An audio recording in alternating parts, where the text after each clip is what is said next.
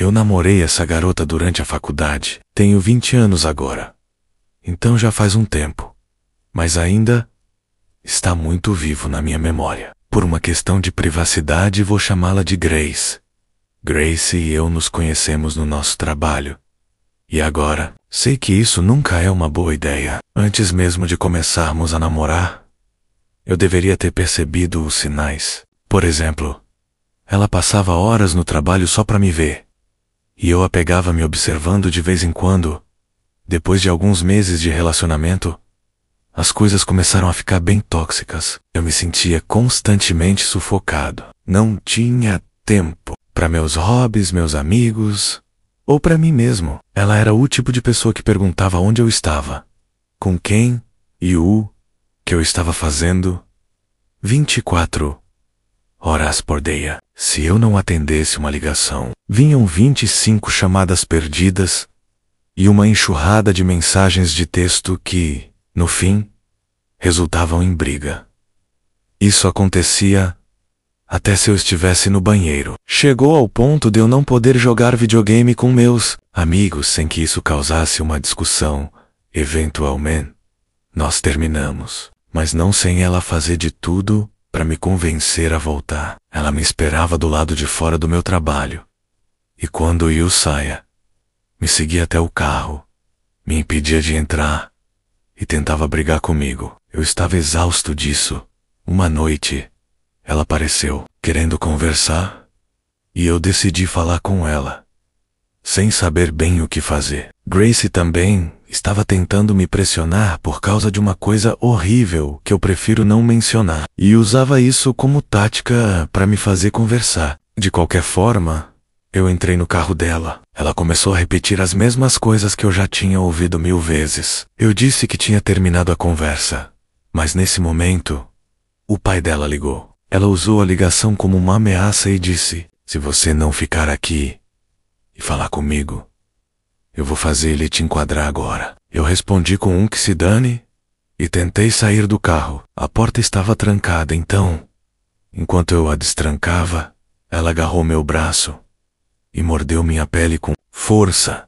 Fiquei genuinamente chocado, porque até então, ela só havia sido abusiva verbalmente e nunca fisicamente. Eu também nunca tinha visto aquele olhar no rosto dela. Era pura malícia.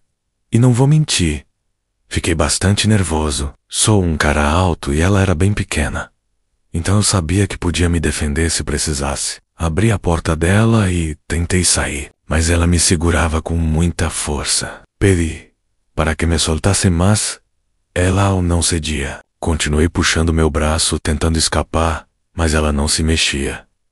Nesse momento, minha pele começou a se rasgar. Tomei uma decisão rápida e a puxei para o banco do passageiro, o que me deu tempo suficiente para sair e entrar no meu carro. Fui para casa mais rápido do que nunca, e gostaria de dizer que a história terminou ali. Mas é claro que não. Infelizmente, Grace e eu moramos perto, a poucos quarteirões de distância. Naquela noite, enquanto eu jogava videogame, ouvi um carro lá fora, mas ignorei. Me lembro de estar jogando GTA V. Eu também tinha tomado alguns remédios para dor de cabeça, então achei que o barulho do carro tinha ficado mais alto por causa disso. Passou um tempo, enquanto eu jogava, ouvi uma batida na minha janela. Pensei que estava ficando paranoico, pois videogames podem me deixar um pouco tenso, às vezes, especialmente depois do que aconteceu. Mas esse pensamento se desfez rapidamente quando ouvi outra batida e uma voz feminina chamando meu nome. Eu sabia que era a Grace e comecei a me arrepender de tudo. Minha janela não tinha um bom isolamento acústico, então eu sabia que ela poderia me ver. Não queria abrir a janela porque, a essa altura, eu sabia que ela poderia ser perigosa. Fingi que não a ouvia, esperando que ela fosse embora. Mas, claro, ela não foi. Depois de 1 ou 2 minutos, ela começou a bater na minha janela. O tom dela mudou de suave e apologético para agressivo e furioso. Não consegui entender muito do que ela estava dizendo, mas era algo como: você não pode fazer isso comigo, seu babaca. Eu tinha que fazer alguma coisa. Não queria incomodar a polícia, mas olhando para trás, com certeza eu deveria ter ligado para eles. Tomei a decisão estúpida de abrir a porta e perguntar o que ela queria. Perguntei por que ela estava ali e por que não podia me deixar em paz. O tom dela mudou novamente, ficando suave, e ela me pediu a camiseta dela de volta. Gritei que ela não podia estar na minha janela às 2 da manhã para pedir uma camiseta. E disse que, se ela não saísse da minha propriedade, eu chamaria a polícia. Nesse momento ela começou a gritar comigo, enquanto eu, sem querer, comecei a chorar. Por um instante me senti mal, mas então meu coração gelou, pois vi algo que me assusta até hoje. Ela não estava sozinha. Ao lado dela, havia uma árvore grande na frente da minha casa, e olhando para lá, vi uma figura escura. Ela percebeu que eu estava olhando para a árvore e soube que eu tinha visto a pessoa. Ela agarrou meu braço, e enquanto ela fazia isso, eu vi a pessoa fugir de trás da árvore, mas não consegui ver nenhum detalhe do rosto. Não importava, pois ela estava correndo em direção à minha janela. Nesse momento, meu instinto de lutar ou fugir agiu. Bati a janela, fechando-a no braço dela. Ela gritou de dor e puxou o braço para trás. Eu bati a janela e a tranquei antes que a outra pessoa chegasse. Meu coração estava acelerado e eu senti que não conseguia respirar. Mostrei meu celular para eles discando 911 e com isso, eles correram para o carro, deram a partida e foram embora. Eu estava em completo choque, sem entender o que tinha acontecido. A polícia enviou um oficial à minha casa. Ele ouviu minha história e disse que me ligaria se algo acontecesse. Claro, não havia muito o que eles pudessem fazer, já que não havia provas, como na maioria das ligações para o 911. Pelo que sei, nenhuma medida legal foi tomada contra ela sobre o que eles queriam de mim. Ela já tinha pedido a outras pessoas para agredirem e roubarem caras antes. Então não duvido que o plano era esse, ou, possivelmente, algo pior. Sou extremamente sortudo por a pessoa escondida atrás da árvore ter aparecido.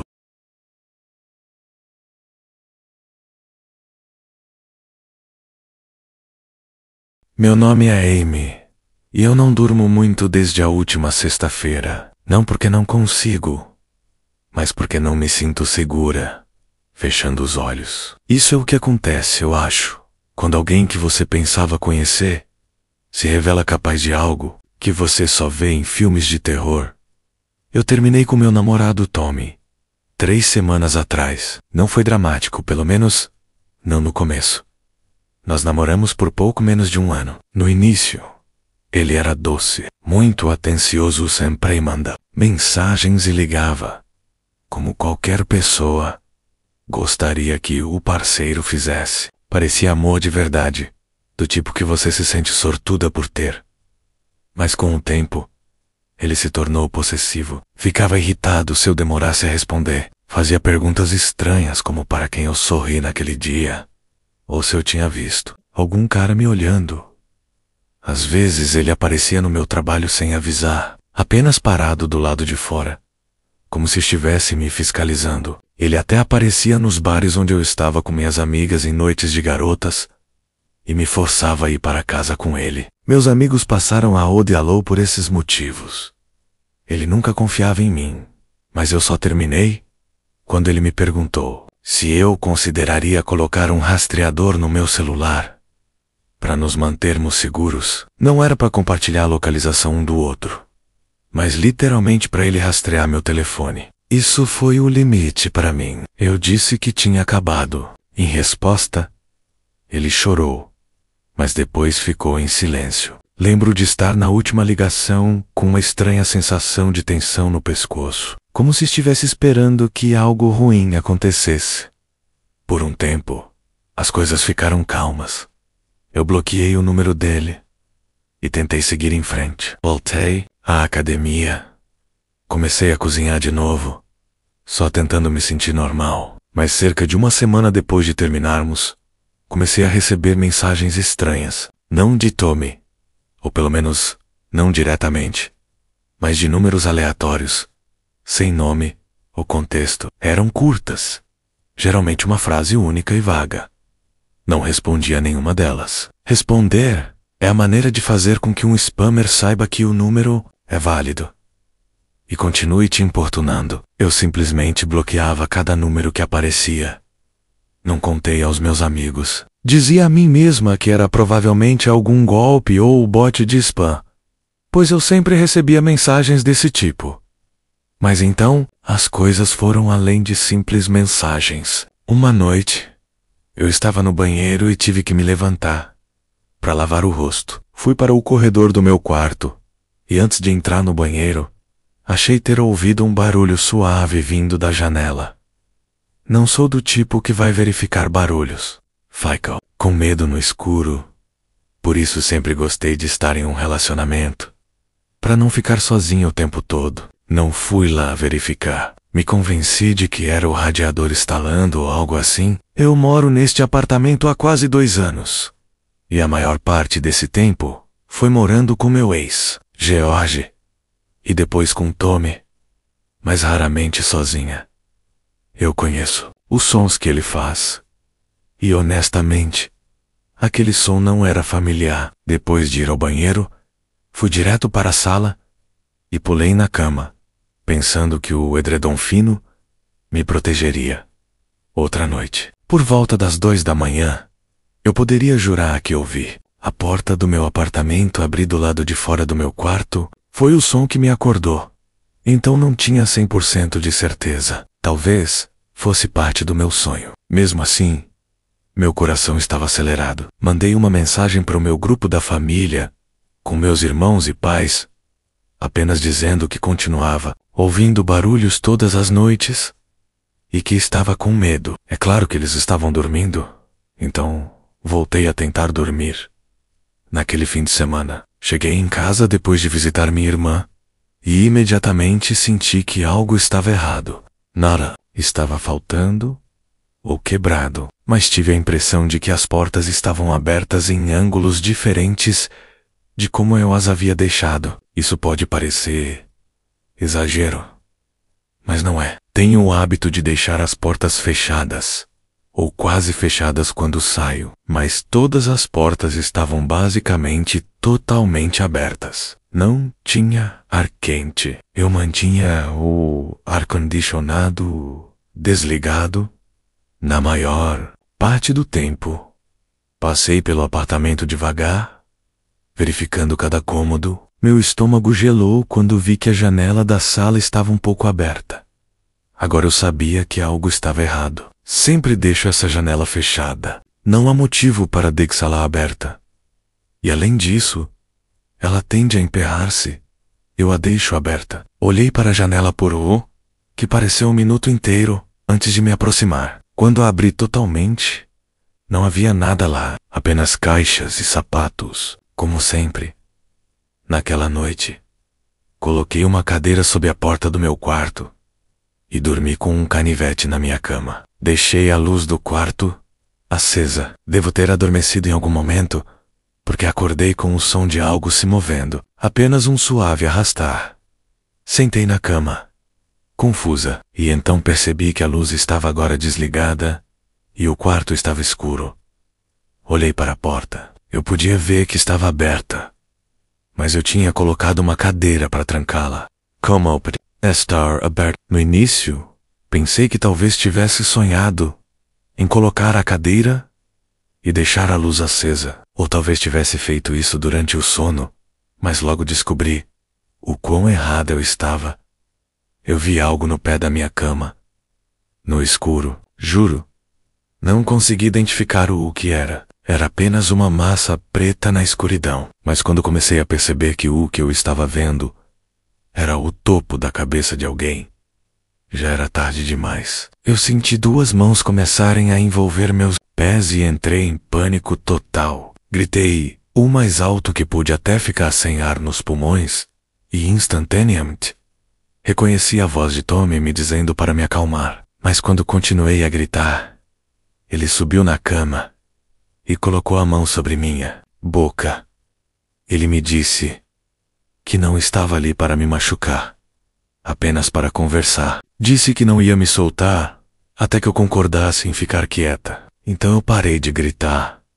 A primeira coisa que perguntei foi como ele havia entrado no meu apartamento. E ele disse que tinha feito uma cópia da minha chave quando estávamos juntos, apenas para o caso de alguma emergência. Ele nunca me contou sobre isso. Totalmente psicopata. Ele deve ter saído à noite com minhas chaves para fazer uma cópia em algum lugar, enquanto eu estava sentada lá. Ouvindo-o, debati a ideia de pegar o canivete, mas estava com muito medo para fazer isso. Eu sabia que se eu o fizesse, teria que estar pronta para usá-lo. Ele continuava repetindo que não estava ali para me machucar, apenas para conversar. Mas parecia que ele estava ali apenas para me assustar, para que eu concordasse em voltar com ele. E eu realmente estava com muito medo de dizer não, com medo do que ele poderia fazer. Então eu disse sim, mas pedi para ele simplesmente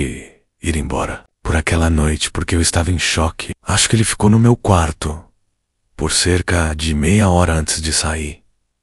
Quando ele se foi, a primeira coisa que fiz foi ligar para a polícia e explicar o que estava acontecendo. Eu disse que estava com medo de que ele ainda estivesse no prédio.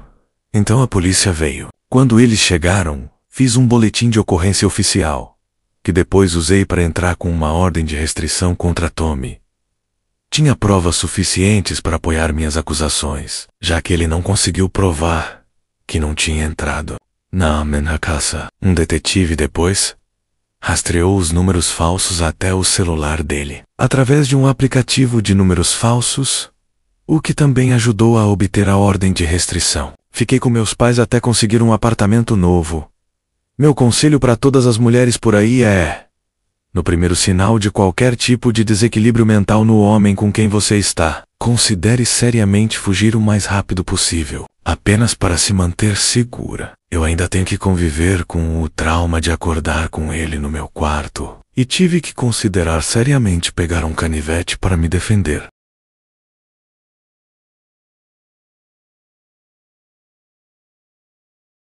Eu namorei Marissa por 1 ano e meio. No início, ela era uma das pessoas mais intensas que já conheci. Não de um jeito ruim. Ela era apaixonada, carismática, e podia falar sobre qualquer coisa por horas. Quando ela falava era como se tei pro mundo dela.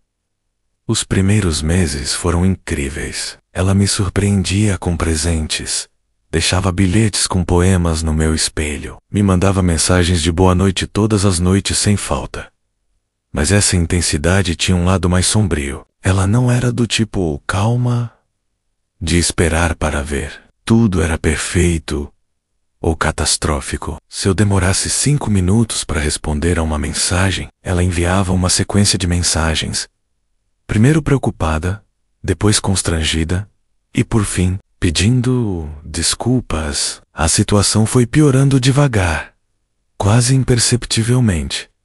Ela uma vez me acusou de mentir, porque eu curti uma postagem no Instagram de uma garota com quem eu não falava desde a escola. E quando eu dizia que algo que ela fez me deixou desconfortável, ela se fechava completamente. Não quero dizer apenas ficar quieta. Quero dizer que ela ficava no meu apartamento por horas olhando para a parede, se recusando a sair, até que eu dissesse que estava tudo bem. A primeira vez que ela apareceu na minha oficina sem avisar foi há 6 meses. Ela trouxe café e agiu como se fosse uma surpresa adorável, como se fôssemos um casal de série de TV. Eu ri, mas a segunda vez foi porque eu não atendi a ligação dela. Ela ficou parada no carro do lado de fora até eu sair. Ela chorando. Eu disse que não estava legal e ela apenas sorriu e disse: "Você faria o mesmo por mim, certo?" Eu não tive resposta para isso. Eu continuava a arranjar desculpas para o comportamento dela. Trauma, problemas de abandono, questões de infância. Pensei que, se eu provasse que não ia embora, ela se acalmaria. Em vez disso, quanto mais eu cedia, mais ela precisava. Eventualmente, cheguei ao meu limite. Eu disse que tínhamos que terminar. Ela não gritou ou chorou. Apenas me olhou em silêncio por o que pareceram minutos. Então ela falou, friamente: "Você acha que acabou para você, mas não acabou para mim." Lembro de como isso me fez sentir. Não parecia uma ameaça, mas um fato. Eu a bloqueei naquela mesma noite e mudei meu número. Até perguntei ao gerente do meu condomínio se eu poderia mudar para outra unidade por algumas semanas. Pensei que daria certo. Então, as cartas começaram a aparecer. Elas não tinham selo ou endereço de retorno. Apenas meu nome escrito à mão no envelope. Vermont. Eram deixadas entre a porta e o batente. Eu guardei algumas dessas notas. A primeira era meio nostálgica. Dizia: "Eu me lembro de acordar com você. Eu ainda durmo no lado da cama onde você costumava dormir." A segunda ficou estranha. Dizia: "Você sempre tranca a porta 3 vezes antes de ir para a cama. Você provavelmente nem percebe, mas eu percebo." A terceira carta foi a que me fez arrumar as malas. Dizia: "Você usou sua camiseta azul ontem. Aquela com um buraco na cintura. Você deveria usá-la antes que piore." Essa era a mesma camiseta que eu tinha usado quando fui ao supermercado naquele dia. Em uma loja da cidade enquanto chovia, eu não tinha visto ninguém. Nenhuma pessoa que eu reconhecia. Mas ela me viu. Eu soube, então, que ir para o outro lado da cidade não seria suficiente. Encontrei um emprego em Denver. Um bom emprego. Não contei a ninguém, exceto ao meu irmão e à família mais próxima. Não dei nenhum endereço de e-mail de encaminhamento. Criei até um novo e-mail para o trabalho e não vinculei nenhuma informação pessoal. Desaparece completamente. Até peguei uma caixa postal sob um nome falso. Pensei que seria o suficiente. E por um tempo foi. Muitos meses se passaram e eu dormi tranquilo. Comecei a namorar de novo. Nada sério. Apenas algumas saídas para beber e ir ao cinema. Mas eu estava rindo de novo. Me sentia como uma pessoa de verdade. Então, em um sábado, abri minha caixa de correio e encontrei um envelope. Apenas meu nome de novo, sem selo ou endereço de retorno. Dentro havia uma foto de Polaroid. Era de mim, caminhando para o meu apartamento. Tirada por trás, minhas janelas estavam abertas e eu segurava um café em uma das mãos. Estava frio lá fora, dava para ver neve na rua e as montanhas ao fundo. Virei a foto e, escrito em tinta vermelha, dizia: "Seu ombro fica caído quando você está cansado." Não esperei. Mudei do novo mais rápido dessa vez. Paguei em dinheiro para alugar um imóvel em outra parte da cidade. Mais prédios baixos e menos estudantes. Mudei de emprego novamente e disse ao meu chefe que tinha problemas de família e precisava trabalhar totalmente à distância. Adotei um cachorro grande e barulhento de um abrigo, um enorme vira-lata de pastor alemão. Para tentar me manter são, apaguei a maior parte de tudo online. Não tenho aplicativos ou mídias sociais. Vivi escondido por quase um ano e não ouvi mais nada. Sem cartas ou fotos, deixei-me acreditar que ela finalmente tinha sumido. Até o bilhete adesivo. Ela estava presa na minha janela uma noite. Quando cheguei de passear com o cachorro, era um bilhete adesivo amarelo com tinta vermelha. E dizia: "Não gostei do corte de cabelo." Meu estômago gelou. Eu tinha cortado o cabelo talvez 3 meses antes. Ninguém tinha me visto com o cabelo novo, exceto o cachorro e talvez a minha webcam do trabalho que eu mantinha desligada, a não ser durante as chamadas. Naquela noite, eu a liguei. Tentei me convencer de que era uma coincidência, mas na manhã seguinte, outro bilhete me esperava, colocado sob o limpador de para-brisa do meu carro. Dizia: "Melhorou." Entrei em contato com a polícia novamente e fiz um novo boletim de ocorrência. Eles disseram que, sem ameaças diretas ou danos à propriedade, não havia nada que pudessem fazer. Perguntei se poderia pedir uma ordem de restrição e eles responderam que eu precisava provar que ela estava por perto. Que sem vê-la ou pegá-la no flagra era quase impossível. Mudei meus hábitos e comecei a prestar atenção em cada detalhe, como trancar as portas e fechar as cortinas. Eu não dormia muito. Ficava na cama por horas olhando para o teto, esperando que as paredes começassem a se mover. 2 semanas se passaram sem incidentes. Comecei a me perguntar se talvez os bilhetes fossem antigos, talvez ela os tivesse deixado há algum tempo, e eu só tivesse percebido agora. Mas no fundo eu não acreditava nisso, então... Uma noite, acordei no meio da madrugada com uma sensação horrível, como se alguém estivesse me observando.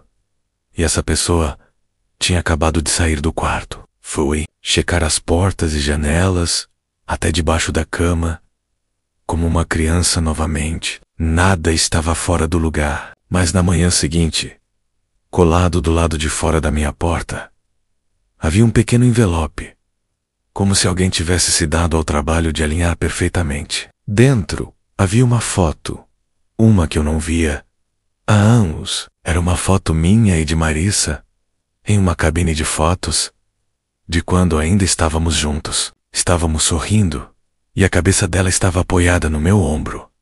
Mas os olhos dela tinham sido riscados com ganchos profundos, como se alguém tivesse usado um alfinete. Mudei-me de novo, desta vez, não apenas para outra cidade, mas para longe de tudo. Encontrei uma pequena cabana, a 3 horas de distância nas montanhas. Ela era isolada e cercada por pinheiros, com apenas uma estrada de acesso. Paguei em dinheiro e usei um nome falso para o contrato, que era de pagamento mensal. Deixei meu celular antigo para trás e peguei um segundo número de telefone. Comprei um celular, principalmente para emergências. Trabalhava remotamente usando um computador da empresa que se conectava apenas por uma VPN segura. Ninguém, além da minha família imediata e do meu melhor amigo, sabia onde eu estava. Eu me mantive seguro. O único visitante que recebia era o entregador do Uber Eats, que trazia mantimentos ocasionalmente, por um mês inteiro. Eu quase não fui à cidade, e tudo finalmente funcionou, até que eu vi passos lá fora, esmagando Nive. Meu cachorro enlouqueceu. Na manhã seguinte, encontrei as pegadas. Eram marcas de sapatos que iam de janela em janela. Não havia bilhetes ou nada deixado em qualquer lugar da casa. O que mais eu poderia supor? A não ser que era ela, que ela tinha me encontrado de novo. Mesmo que eu ainda não tenha certeza se foi ela, passei o dia inteiro arrumando minhas coisas e voltei para minha cidade. Hoje, estou morando em uma casa com 3 colegas de quarto que fazem parte da milícia. Se essa não é uma casa que as pessoas sabem que não devem mexer, eu não sei qual seria. Suas armas, adesivos de caveira e bandeiras gigantes na frente da casa são um impedimento absoluto para Marissa continuar com os jogos psicopatas dela. Ela é uma perseguidora mentalmente instável, isso é claro como o dia, e é um perigo para si mesma, para mim e para qualquer pessoa com quem ela se envolver no futuro. Eu só queria que a polícia estivesse mais disposta a intervir e fazer algo antes que algo realmente ruim acontecesse.